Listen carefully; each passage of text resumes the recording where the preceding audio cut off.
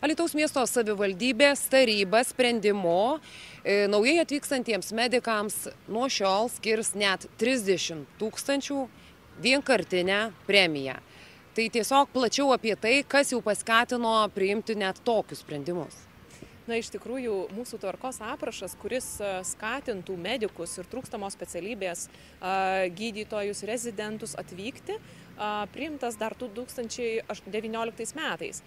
Tačiau kasmet tobulinamas ir atsižvelgiam į situaciją, kad medikų ir gydytojų trūksta. Tai šiuo metu Alytaus mieste naujai priimtoje tvarkoje medikams skiriama 30 000 vienkartinė išmoka. Ir kokiosgi sąlygos? Ir ta išmoka paskatina medikus atvykti, tai yra didesnė motyvacija, nes būtent medikai gali panaudoti 30 000 iš karto, tai ar nekilnojamam turtui įsigyti, ar kitoms įsikūrimo išlaidoms Alytuje, ir tai, žinoma, motyvuoja labiau. Ir kaip tik šiandien vyko gydytojų pritraukimo komisijos posėdis ir jau priėmėme vieną gydytoją urologą pilnu etatu. Sąlyga tokia, kad gydytojas turi dirbti pilnu etatu Alytaus miesto sveikatos priežiūros įstaigoje ir, žinoma, įsipareigoti darbo sutartį pasirašyti 4 metams. Tačiau labai džiaugiamės, kad ta motyvacija išties veikia, nes, kaip minėjau, šiandien pagal naują aprašą jau turime pirmąjį gydytoją. Kokių medikų labiausiai trūksta Alytuje? Įvairios specializacijos, tai iš tikrųjų nuo šeimos gydytojo, nuo pediatro, oftalmologo, pulmonologo, reanimatologo, pačių įvairiausių specialistų trūkumas, ir tos pozicijos jos yra 15 ar net keliasdešimt. Ar tai didelė našta biudžetui? Iš tikrųjų mes žiūrime ir į biudžetą, tačiau mažinti eiles ir pritraukti reikalingus specialistus, kurie suteiktų kokybišką paslaugą Alytaus miesto gyventojams, yra prioritetas. O kokios privilegijos gydytojams rezidentams? Gydytojams ir rezidentams taip pat turime gerų žinių, kadangi pagal šią skatinimo priemonę anksčiau padengdavome studijų kainą ir tą stipendiją iki 10 000 skirdavome rezidentams, kurie mokosi valstybės nefinansuojamoje vietoje. Šiuo metu pagal naujai galiojančią tvarką kviečiame į Alytų atvykti ir tuos rezidentus, kurie studijuoja valstybės finansuojamoje vietoje ir kurie mes galime taip pat pasiūlyti stipendiją. Tai sudarytų maždaug vidutiniškai metinės stipendijos kainą, atitinkanti rezidentūros studijų kainą, kuri šiuo metu sudaro virš 8 000 eurų. Tai vėlgi mums yra patrauklu tuo ir rezidentams patrauklu, kad galime pasiūlyti stipendiją ne tik pirmakursiams, bet ir 2., 3. kurso rezidentams, pasiūlydami stipendiją, kurią irgi kviesime mieste dirbti tiek metų, kiek rezidentai gavo stipendijas. Ir vėlgi pagal šį aprašą džiugu tai, kad tai ne tik žodžiai arba skaičiai, ta skatinimo priemonė iš tikrųjų veikia ir nuo 2019 metų mes pakvietėme dirbti į Alytų jau 15 gydytojų ir šiuo metu finansuojama yra 15 rezidentų, o vienas rezidentas studijas jau baigė ir pilnu etatu jau įsidarbino Alytuje. Gerbiamas direktoriau, kokių specialybių medikų dabar labiausiai trūksta, kokiegi tie skaičiai? Šiuo metu Alytaus apskrities ligoninėje trūksta nemažai specialistų, labiausiai trūkumą jaučiam gydytojų anesteziologų, reanimatologų, vidaus ligų gydytojų, reabilitologų ir kitų specialistų. Manau, galėtumėm priimti apie 10 specialistų iš karto, jeigu tik atsirastų norinčių šiai dienai.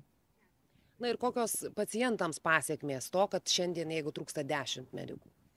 Tai didžiausia problema yra eilės, kurios ilgėja, pacientai laukia ilgai konsultacijų, tai priėmus 1 ar 2 specialistus tikrai tas eilės galėtumėm sutrumpinti ir jie gautų konsultaciją tikrai ne po mėnesio, o po kelių dienų. Iki šiol taip pat yra premijos gydytojams, išmokos, kurie atvyksta į Alytų. Ar paskatina jos atvykimą? Aš manau, tikrai sprendimas yra geras Alytaus savivaldybės tarybos, nes žmonės tikrai tai atsižvelgia ir jauni specialistai, kuriems tai aktualu, atvyksta ir jau esam keletą priėmę.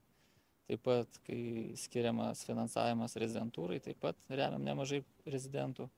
Tai manau tikrai efektyvi priemonė, o šiai dienai priimtas sprendimas, kad sumokėti 30 000 iš karto, tai dar tik paskatins. Ar politikų toks priimtas sprendimas ir buvo kažkokia ir jūsų kaip vadovų įstaigų įtaka? Mes tikrai kalbamės ir nuolat diskutuojam tuo klausimu. Anksčiau buvo 3 metai po 10 000, pamatėm, kad tai nėra gal labai efektyvu. Todėl buvo priimtas sprendimas, kad iš karto sumokėti tą sumą ir atidirbti 4 metus į priekį. Tai viltys didelė. Taip, tikrai tikimės, kad tai bus efektyvu ir sulauksim daug naujų specialistų. Savivaldybėje naujai atvykstantiems medikams mokės po 30 000. Kaip galvojat, ar tai paskatins naujų medikų atvykimą? Tai taip. O ar dabar ilgai tenka laukti eilėse? Taip, ilgai tikrai.